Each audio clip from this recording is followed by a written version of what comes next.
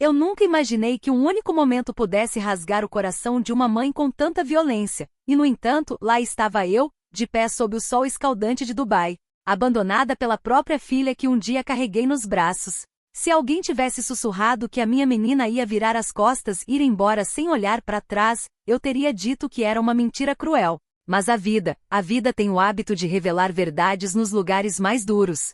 E às vezes, bem no meio dessa dor que sufoca, ela manda alguém inesperado, um milionário discreto que muda tudo sem pedir nada em troca. Antes de começar, deixa eu deixar aqui um desejo pequeno, mas de coração, que os filhos de vocês nunca esqueçam as mãos que os criaram, e que a velhice de vocês nunca conheça solidão nunca. Se histórias de superação, de destino e de emoções fortes aquecem o coração de vocês, considerem se inscrever. O apoio de vocês mantém a minha voz viva, principalmente agora, aos 55 anos, quando tô aprendendo que a vida ainda pode surpreender, do jeito mais bruto e, ao mesmo tempo, mais lindo. Meu nome é Isabela Corvanti. Venho de um bairro quentinho no sul do Brasil, daquele tipo onde as mães costuravam esperança nas roupas dos filhos e a noite cheirava a café doce e brisa do mar. A vida era simples, nunca fácil. Meus pais se foram cedo, e eu aprendi a sobreviver antes mesmo de aprender a sonhar. Quando virei mãe, prometi para minha filha, minha linda Mariana, que ela nunca ia sentir o vazio que eu carreguei um dia.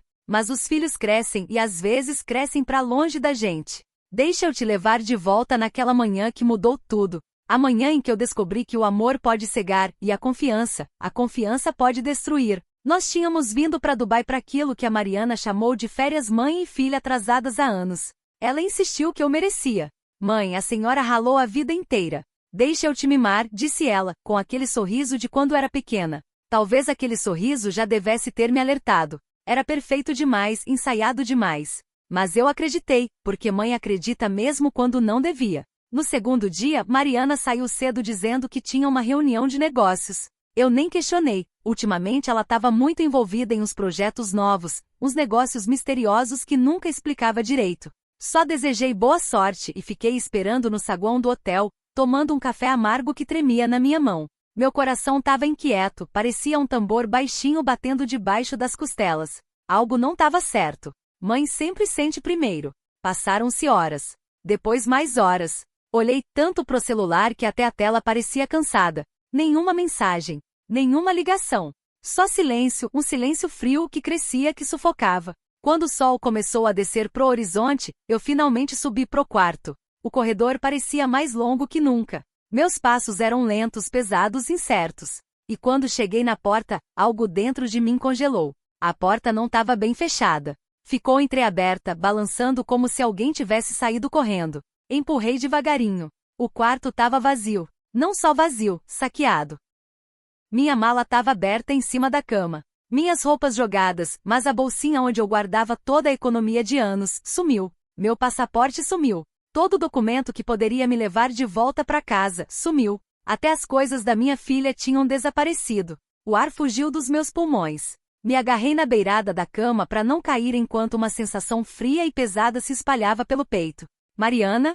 Sussurrei. Nenhuma resposta. Minhas mãos tremiam enquanto pegava o celular. Só tinha uma mensagem, enviada 5 minutos antes. Mãe, não me procura. A senhora vai ficar bem. Só fica calma. Só fica calma. Como se calma pudesse existir nas ruínas que ela deixou. As lágrimas queimavam, mas eu ainda não queria acreditar. Falei para mim mesma que era engano. Mal entendido. Talvez tivessem obrigado ela a ir embora. Talvez tivessem ameaçado.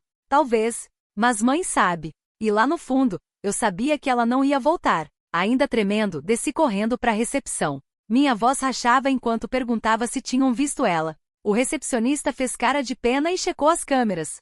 Sim, ela tinha feito check-out, sozinha, levando todas as malas dela, pagando com o meu cartão. Senti algo se rasgar dentro de mim. Não alto, quietinho. Aquele rasgo que só o coração de mãe conhece. O hotel me avisou que sem pagamento e sem documento eu não podia ficar mais uma noite. As palavras foram educadas, mas firmes. Eu entendi. Sempre entendi, mesmo quando doía. Então saí com a mala meia boca fechada, o ar quente de Dubai apertando meu rosto como quem diz que eu estava realmente dolorosamente sozinha. Parada na calçada, vendo os carros passarem correndo, cada um levando gente com destino, com propósito, com família, senti uma onda de vergonha me embrulhar tudo. Como explicar que a própria filha te largou? Como contar para estranho que a pessoa que você mais amou no mundo usou sua confiança contra você? Minhas pernas fraquejaram, e eu me sentei quietinha num banco perto da entrada do hotel. Lembro que fiquei olhando meu reflexo na vidraça, meus olhos cansados, meu cabelo grisalho, minhas mãos tremendo e pensando: é assim que a maternidade termina? Abandonada numa terra estranha? E aí aconteceu uma coisa que eu nunca esperei. Um carro preto encostou na entrada. A porta abriu, e desceu um homem alto, vestido simples, nada de ostentação. A presença dele era calma, serena, quase doce. Ele entrou no hotel, mas parou quando me viu ali sentada, agarrada na mala como criança assustada. Nossos olhares se cruzaram por um segundo, só o tempo suficiente para ele ver as lágrimas que eu tentava esconder com tanta força. Ele não falou, não julgou, só fez um aceno leve com a cabeça, um reconhecimento silencioso da minha dor, antes de entrar. Eu não sabia ainda. Mas aquele homem quieto, aquele estranho, ia ser a pessoa que mudaria tudo. A noite estava chegando. Eu não tinha quarto, não tinha dinheiro, não tinha passaporte, não tinha filha, não tinha ideia do que ia acontecer. E mesmo assim, naquela escuridão que sufocava, a primeira faísca de um novo destino tinha acabado de passar por mim. Mas eu ainda não sabia. Ainda não. Eu só sabia uma coisa. Minha vida estava desabando. E alguém em algum lugar tinha acabado de entrar nela. Eu sei que muitos de vocês devem estar se perguntando: como uma mulher recomeça quando seu mundo inteiro desaba numa única tarde? Naquela noite, enquanto a escuridão se espalhava por Dubai como um aviso silencioso, eu descobri que às vezes o menor instante, um olhar, uma voz, um estranho caminhando em sua direção, pode mudar o rumo do seu destino para uma direção que você jamais imaginou. Então fiquem comigo, porque o que aconteceu depois ainda parece irreal, até para mim. Eu ainda estava sentada naquele banco, tentando impedir que as lágrimas me envergonhassem em público, quando o homem que eu tinha visto antes saiu novamente do hotel. Ele parou me olhando do jeito que alguém olha para um pássaro ferido, com cuidado, sem fazer a criatura se sentir menor do que já se sente. Ele se aproximou devagar, sem querer me assustar. "Você está bem?" perguntou ele, baixinho. A voz dele não tinha pena. Só uma calma, uma preocupação firme. Daquelas que fazem você acreditar que um desconhecido pode se importar mais do que o próprio sangue. Eu sequei os olhos rápido, envergonhada. Eu estou bem, menti, a voz tremendo. Só um pouco sobrecarregada. Ele me observou por um instante e, de alguma forma, eu senti que ele via direto através da mentira. Os olhos dele não eram afiados nem invasivos, eram profundamente observadores, daquele tipo que já viram coisas demais e não julgaram nenhuma delas. "Meu nome é Adrian", disse ele com suavidade. Adrian Moretti. Naquele momento, o nome não significava nada para mim. Mas depois eu descobriria que metade da cidade o conhecia, mesmo que ele preferisse andar em silêncio entre pessoas que não faziam ideia de quem ele era. Mas ali, ele era apenas um estranho oferecendo um instante de humanidade. Hesitei antes de responder. "Eu sou Isabela. Isabela Corvanti." Ele assentiu, depois olhou para minha mala meio aberta, as roupas espalhadas aparecendo, minhas mãos trêmulas agarrando a alça como se aquilo pudesse me ancorar na terra. "Isabela", disse ele, "você parece alguém que precisa de um lugar seguro para descansar esta noite. A cidade pode ser cruel quando estamos exaustos." Ele não perguntou por que, não perguntou o que aconteceu. Talvez por isso eu não o afastei. Tentei falar, mas a garganta apertou. Eu não tenho mais o meu quarto." Ele olhou para a entrada do hotel. E imaginei. Eles são rígidos com identificação. E acrescentou baixinho: "Sem passaporte?" Meu silêncio foi a única resposta que ele precisava. Ele não insistiu. Em vez disso, disse algo inesperado. "Venha comigo para dentro. Eu reservo um quarto para você esta noite. Sem perguntas. Só descanse." Meu coração disparou, metade medo, metade desespero. Uma mulher sozinha aceitando a ajuda de um estranho num país estrangeiro, parecia loucura. Perigoso até. Mas ficar do lado de fora à noite sem dinheiro, sem documentos, sem saber o que fazer, parecia ainda mais perigoso. Mesmo assim, sussurrei: "E por que você me ajudaria?" A resposta dele foi simples. "Porque alguém já me ajudou quando eu achava que o mundo tinha acabado." Ele fez uma pausa. "Deixe-me devolver essa bondade." Por um instante, eu não consegui respirar. Porque às vezes palavras simples e sinceras, são o bastante para quebrar o que ainda resta das suas defesas. Devagar, assenti com a cabeça. Dentro do hotel, ele falou com a equipe com uma autoridade calma que fez todo mundo ouvir na hora. Em minutos, um quarto estava reservado para mim. Adrian me entregou o cartão-chave, virando-o com tanto cuidado que parecia que estava colocando vidro frágil na minha mão. Você vai estar segura aqui, disse ele. Adrian, eu nem sei como agradecer. Não precisa agradecer, respondeu. Só descanse. Ele começou a se virar, mas parou. Se precisar de qualquer coisa, eu fico lá embaixo mais um pouco. Subi as escadas com as pernas tremendo de cansaço e emoção. Quando entrei no quarto, nem acendi a luz. Sentei na cama e deixei a escuridão me envolver como um cobertor. Pela primeira vez naquele dia, me permiti chorar de verdade baixinho, sem esperança, com dor. Porque por mais forte que você seja, a traição do próprio filho quebra algo dentro de você. Algo que não se cura fácil. Não sei quanto tempo fiquei ali, mas eventualmente o cansaço me venceu. Quando acordei na manhã seguinte, a luz do sol entrava pelas cortinas, quente e indiferente ao sofrimento humano. Olhei o celular, ainda nenhuma mensagem da Mariana. Nem uma palavra. Nem uma explicação. Senti um vazio no peito. Não era só dor, era humilhação. O mundo lá fora parecia lindo, mas eu me sentia invisível. Lavei o rosto, comi um pedacinho de pão que o serviço de quarto deixou e me forcei a descer. Adrian estava sentado no café do hotel, tomando chá, lendo o jornal como se fizesse parte de uma pintura de manhãs tranquilas. Quando me viu, dobrou o jornal com cuidado. Como você está se sentindo hoje? Eu quis dizer melhor. Quis fingir que era forte. Mas em vez disso, sussurrei. Perdida. Ele assentiu devagar. Então vamos encontrar o seu caminho. Conversamos por muito tempo. Na maior parte, ele fazia perguntas suaves: onde eu era, quanto tempo estava em Dubai, se havia alguém que ele pudesse ligar. Nunca pareceu curioso por fofoca. Só preocupado, paciente, firme. Finalmente, contei tudo. Sobre a Mariana.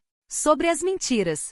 Sobre o passaporte sumido. Sobre ter ficado sem nada. Esperei que ele me julgasse. Que perguntasse como uma mãe pôde ser tão cega. Mas ele apenas escutou, as mãos cruzadas com calma, a expressão indecifrável mais quente. Quando terminei, ele disse baixinho. Às vezes as pessoas que mais amamos são as que nos machucam mais fundo. Mas as escolhas delas não definem o seu valor. Algo dentro de mim rachou com aquelas palavras, não de dor, mas de um alívio estranho, inesperado. Depois ele acrescentou. Eu posso te ajudar a tirar um documento temporário na embaixada. Vai levar tempo, mas você não vai passar por isso sozinha. Olhei para ele, assustada. Você já fez demais. Adrian balançou a cabeça. Não. Você merece mais do que ser abandonada. E ninguém merece enfrentar esse tipo de traição sozinho. Naquele exato momento, um garçom passou e Adrian, discretamente, afastou minha xícara da borda para não derramar. Aquele gesto pequeno, aquela atenção miúda e carinhosa, me disse algo. Esse homem não estava me ajudando por pena. Ele estava me ajudando porque se importava. De verdade. E eu senti algo se mexer dentro de mim. Algo que eu não sentia há muito tempo. Esperança. Mas eu ainda não sabia que aquilo era só o começo. Porque logo eu descobriria quem Adrian Moretti realmente era. E porque o destino tinha colocado ele no meu caminho. E nada, absolutamente nada, seria igual depois disso.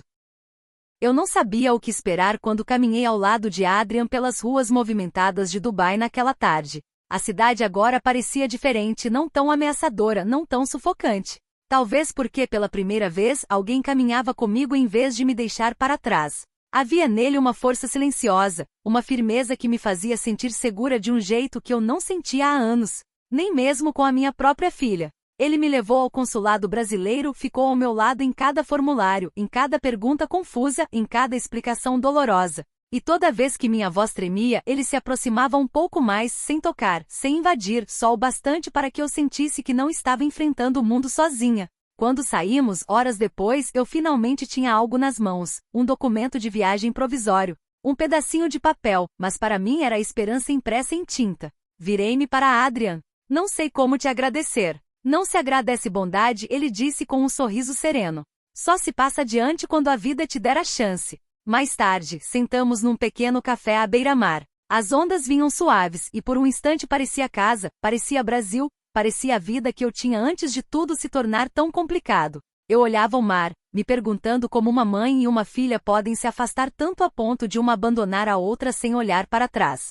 Você ainda ama ela? Adrian perguntou com delicadeza. Engoli em seco. O amor de mãe não desaparece. Mas a confiança morre de outro jeito. Não some, ela quebra. Ele assentiu. E coisas quebradas podem ser reconstruídas se os dois lados quiserem. Baixei os olhos para minhas mãos trêmulas. Mas ela não quer reconstruir nada. Ele ficou em silêncio por um instante. Depois disse algo que ainda vive no meu coração. Então reconstrua você primeiro, Isabela. E quando ela olhar para trás, não vai encontrar a mulher que traiu, vai encontrar a mulher que se ergueu dela. Naquela noite de volta ao hotel, pensei nas palavras dele. Percebi o quanto eu tinha me tornado pequena ao longo dos anos, me encolhendo para caber nos espaços que minha filha me dava, justificando o frio, a distância, o silêncio cruel. Eu me agarrava a ela porque ela era tudo o que eu tinha. Mas ali de pé na janela olhando a cidade, entendi com clareza, eu também merecia uma vida. Uma vida que não dependesse da aceitação de ninguém. Uma vida que não ficasse esperando alguém me escolher. Na manhã seguinte, Adrian me acompanhou até o aeroporto. Meu voo já estava marcado pelo consulado, tudo finalmente em movimento. Mas uma tristeza estranha apertou meu peito. Não sei por quê. Talvez porque partir significasse me afastar da única pessoa que tinha aparecido quando minha própria filha sumiu. Enquanto esperávamos o embarque, Adrian ficou ao meu lado em silêncio. Ele não era homem de desperdiçar palavras e não precisava. Só a presença dele já era algo firme, algo que tranquilizava. Por fim, ele falou: quando chegar em casa, vá devagar para se curar. Não corra de volta para a dor só porque ela é familiar. Consegui dar um sorriso pequeno. E você? Vou te ver de novo algum dia? Ele sustentou meu olhar, calmo e seguro. Se nossos caminhos tiverem que se cruzar de novo, eles vão. Algo quente, algo perigosamente parecido com esperança, mexeu dentro do meu peito. Antes que eu pudesse responder, meu celular vibrou. Uma mensagem.